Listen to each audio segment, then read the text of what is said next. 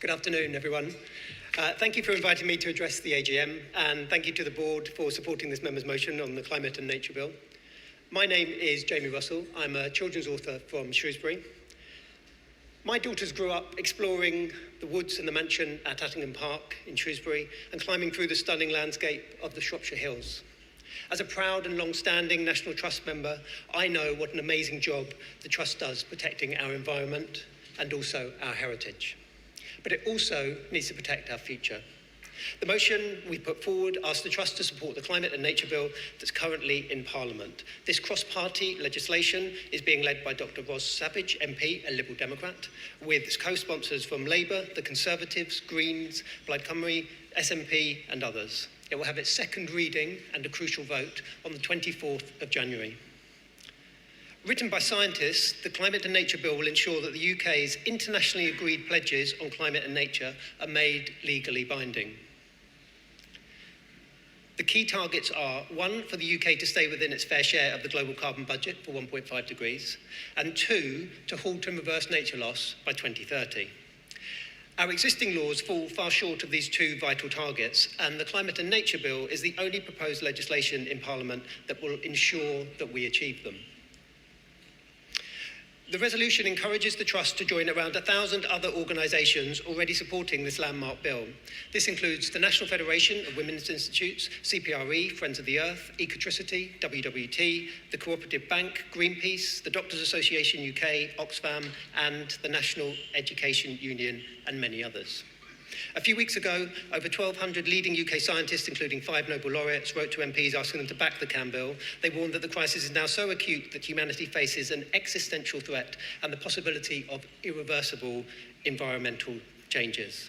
In proposing this motion, we're calling on the National Trust to join, support and amplify the nationwide campaign for the CAN bill. The Trust Director General put it better than I ever could when she said, quote, "We need to accelerate efforts to tackle the nature and climate crisis. We can no longer fiddle around the edges. It's not too late to act, but we need to do it now." I do hope members will support this resolution to back this vital legislation and ensure that the National Trust protects our futures as well as our past. Thank you. Thank you. Thank you, Jamie. Can I invite Dougal Pearce to raise his hand and supporting it, and then to give the response from the Board of Trustees, our trustee Patrick Figgis.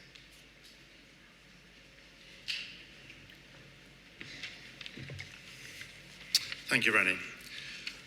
We must significantly step up our efforts to tackle the nature and climate crisis. From extreme weather devastating homes and habitats, to shocking data about the poor state of the nation's most important natural sites and species, the signs have increased in frequency and urgency in 2024. It's impossible to ignore them anymore. We won't be able to do what needs to be done, however, to reverse the decline in nature and fight climate change without the support and leadership of government.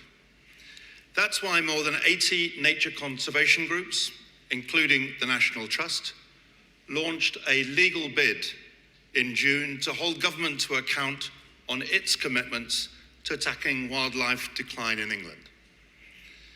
It's clear that we cannot reverse the decline in nature without addressing climate change. Conversely, reducing climate emissions and improving our resilience to climate change relies on restoring nature. We should not attempt one without tackling the other. The National Trust supports strengthening the UK's climate targets and accelerating action to restore nature. And the most important recent scientific analysis shows that we need to do much more to keep us within globally agreed targets. The bill referred to in this resolution is one legislative option on the table to help drive the change needed from Westminster. It's recently, as you've heard, been brought forward as a private member's bill with the content to be published in January of next year. The trustees firmly support the spirit of the bill and efforts to strengthen regulation which accelerates action on both nature and climate together.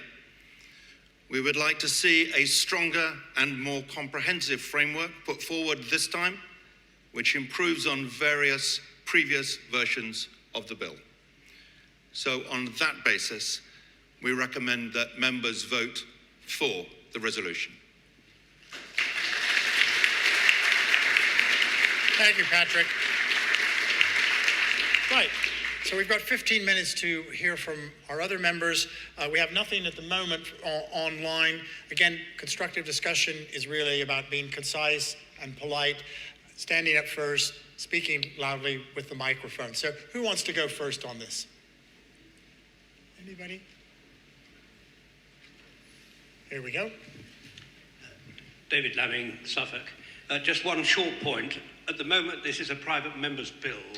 I wonder if the proposer of the motion knows where it is in the pecking order of private members' bills, and whether, as a charity and as the AGM here today, we can indicate that our wish would be that the government give it their support, and in that way it will be assured of parliamentary time to be able to go through its parliamentary processes.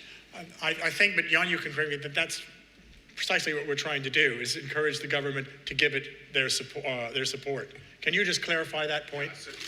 Please, I'm sorry.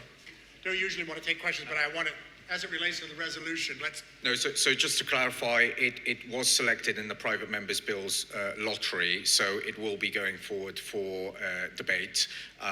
The Lib Dem MP currently is fronting it.